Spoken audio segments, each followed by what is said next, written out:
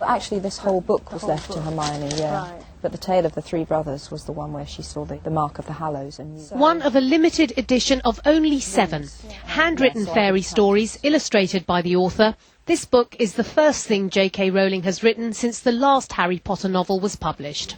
So the hairy heart, which my husband, the doctor, assures me looks nothing like a real heart. 6 of these books have been given to those most closely connected to the Harry Potter books during the past 17 years.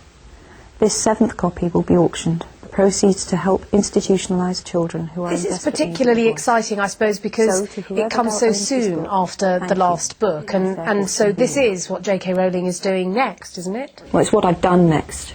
Yeah, so people kept saying to me, "Oh, you'll be glad you're having a break from writing." Of course, I wasn't having a break at all. I was literally writing out, because these are handwritten books, these new stories, which it's been a wonderful way to say goodbye. Actually, it's been great to. It's like coming up from a deep dive, I suppose. I've been writing about the world. It's not about Harry, Ron, and Hermione, but it comes from that world. So it's been partly, I didn't expect it to be, but it's been therapeutic in a way, a nice way to say goodbye. And the Book of Fairy Stories opens a new chapter in J K Rowling's charitable work. I asked her why vulnerable children in Eastern Europe became the focus of the charity she founded. I think it was the powerlessness. I think that I've got a real terror of being powerless, and I could not think of any person with less of a voice, more disenfranchised than a child with mental health issues or a mental illness or mentally handicapped who has been taken from their family or given by their family to an institution and then placed in a cage. I couldn't think of anyone more vulnerable and anyone more in need of an articulate voice. You are incredibly wealthy, and I wanted to ask you about the connection between that wealth and your social conscience. Have you always had a very strong social conscience? I would say yes. There was this curious disassociation in my mind between the work I'd done and the money I'd got, because the reward seemed, when it came, so enormous, you know.